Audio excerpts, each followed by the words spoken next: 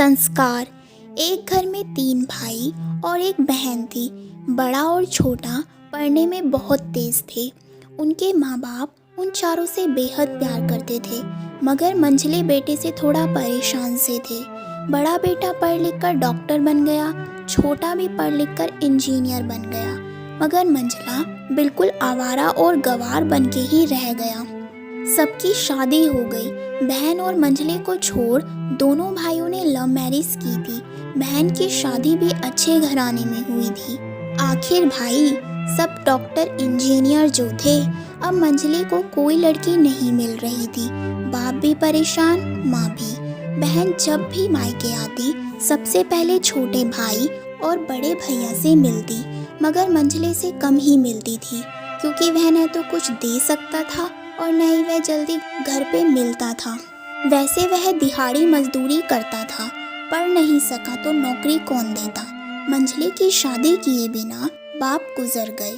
माँ ने सोचा कहीं अब बंटवारे की बात ना निकले, इसीलिए अपने ही गांव से एक सीधी सादी लड़की से मंझले की शादी करवा दी। शादी होते ही न जाने क्या हुआ कि मंझला बड़े लगन से काम करने लगा। दोस्तों ने कहा, ए रामू आज अड्डे पर आना।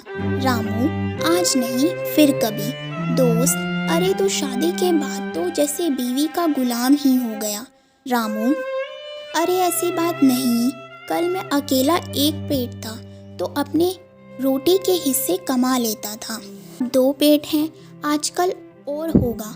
घर वाले नालायक कहते हैं मेरे लिए चलता है, मगर मेरी पत्नी मुझे कभी नालायक कहे तो मेरी मर्दानगी पर एक भद्दा गाली है, क्योंकि एक पत्नी के लिए उसका पति उसका घमंड, इज्जत और उम्मीद होता है। उसके घर वालों ने भी तो मुझ पर भरोसा करके ही तो अपनी बेटी दी होगी, फिर उनका भरोसा कैसे तोड़ सकता हूँ।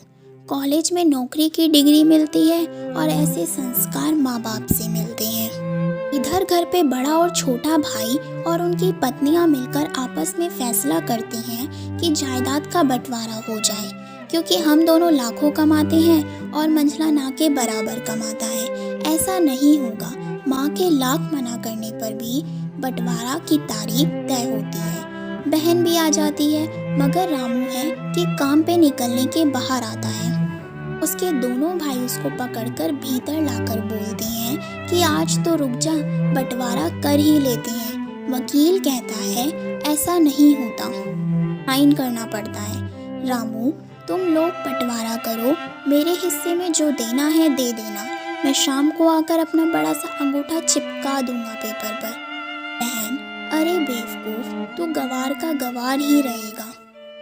तेरी किस्मत अच्छी है कि तुझे इतने अच्छे भाई और भैया मिले। माँ, अरे रामू आज रुक जा, बंटवारे में कुल 10 बीघा जमीन में दोनों भाई 5-5 रख लेते हैं और रामू को पुश्तैनी घर छोड़ देते हैं। तभी रामू जोर से चिल्लाता है, अरे फिर हमारी छुटकी का हिस्सा कौन सा है? दोनों भाई हंसकर बोलते हैं, अरे मूर्ख, बंटवारा भाइयों में होता है और बहनों के हिस्से में सिर्फ उसका मायका ही है। रामू, ओह, शायद पढ़ा लिखा ना होना भी मूर्खता ही है। ठीक है, आप दोनों ऐसा करो, मेरे हिस्से की वसीयत मेरी बहन छुटकी के नाम कर दो। दोनों भाई चकित होकर बोलते हैं, और तू? रामू माँ की ओर देख के मुस्कुरा के बोलता है, मेरे हिस्से में माँ है ना? फिर अपनी बीवी की ओर देखकर बोलता है मुस्कुरा के, क्यों नंदिनी जी, क्या मैंने गलत कहा? नंदिनी अपनी सास से लिपट कर कहती है, इससे बड़ी वसीयत क्या होगी मेरे लिए कि मुझे माँ जैसी सासू माँ मिली और बाप जैसा ख्याल रखने वाला पति। बस ये ही शब्द थे जो बंटवारे को सन्नाटे में बदल दिया।